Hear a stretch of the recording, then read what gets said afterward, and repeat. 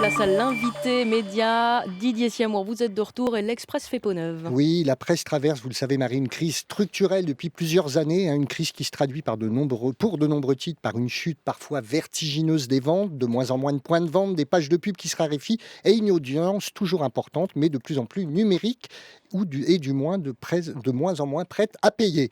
D'où l'obligation de changer pour survivre, voire pour ne pas disparaître. C'est le choix de l'Express qui sort aujourd'hui un magazine qui a tout revu de fond en comble. Et nous sommes avec le patron de l'Express. Bonjour Christophe Barbier. Bonjour à tous les deux, merci. Vous annoncez avec cette nouvelle formule vouloir toucher un public haut de gamme. C'est ça l'avenir de la presse payante? Oui, sur la presse payante papier, oui, le journal doit être identitaire, doit affirmer clairement ses opinions pour aller saisir cette communauté qu'on les appelle premium quand on est publicitaire ou leader CSP+. d'opinion. CSP+, il y a toutes sortes de moyens de les appeler, mais ce sont les gens qui veulent bouger dans leur métier, bouger leur ville, bouger leur pays, qui sont pour des réformes, qui sont pour que les choses changent. C'est ceux-là qu'il faut regrouper autour de nous. Ce ne sont pas eux aujourd'hui les lecteurs de l'Express? Ce sont eux, mais pas seulement. Et puis ce ne sont pas assez eux. Et puis surtout, il faut les ramener vers une lecture de notre travail d'hebdomadaire print, qu'ils le lisent d'ailleurs sur papier ou sur tablette numérique, ça ne me dérange pas, mais qu'ils soient prêts à payer pour être dans cette excellence de l'information. À nous d'avoir une rédaction et un produit d'excellence, voire d'élite, pour saisir cette clientèle, pour saisir cette communauté premium. Le mass média, Didier l'a dit, c'est Internet maintenant. Alors changement de maquette, je le disais aussi, changement de logo, c'est important la forme. Oui, c'est important. Parce que d'abord, la forme, c'est le plaisir.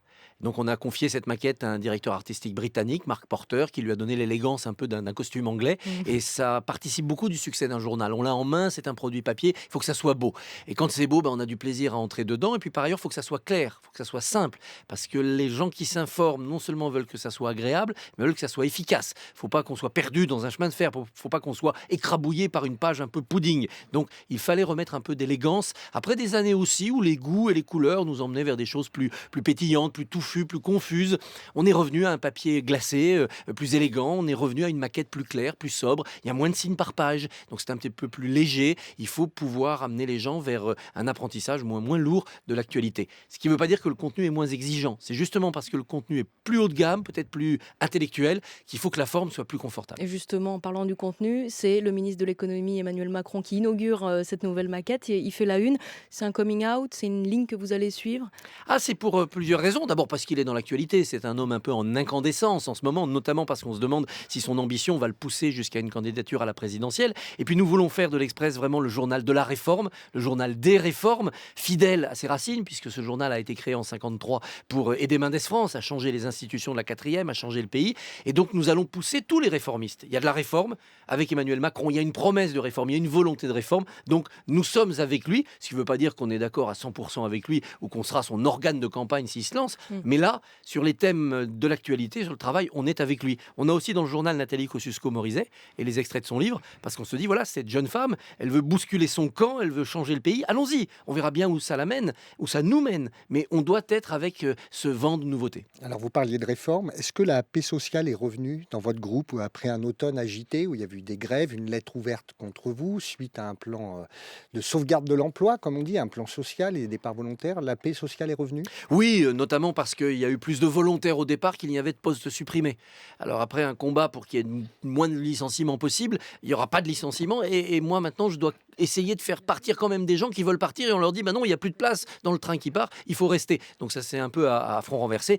Maintenant il faut ouvrir une phase plus de motivation. Il y a toujours un doute et une angoisse, vous le disiez, sur l'avenir de notre métier, sur la fonction de journaliste, qu'est-ce que c'est qu'un hebdomadaire. Mais maintenant on va essayer de le faire vivre de manière plus positive au cœur de cette nouvelle formule. Et alors vous appartenez à un grand groupe, le groupe Altis, avec Libération, avec SFR, avec ça. Est-ce qu'il y a des synergies possibles? Oh oui, possible, nécessaire, urgente. On est passé en quelques mois d'un actionnaire qui était un imprimeur à un actionnaire qui est dans la téléphonie, dans le câble. C'est-à-dire qui possède de puissants moyens de diffusion numérique et ces moyens, ils ont besoin de contenu.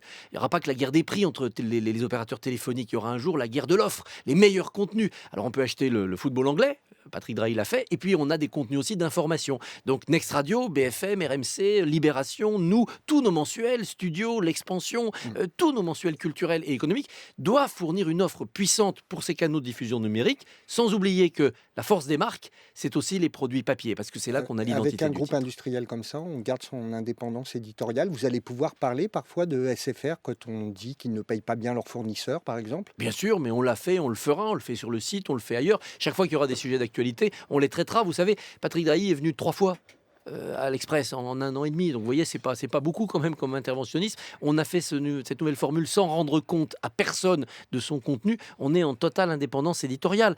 C'est la condition pour que nos lecteurs continuent à nous faire confiance. À partir du moment où on escamote des sujets, ils se détourneront de nous sur tous les autres thèmes de l'actualité. Christophe Barbier, directeur de l'Express, nouvelle formule. Donc aujourd'hui, merci beaucoup Merci à vous. d'être venu à France Info ce matin et à demain Didier Siamour.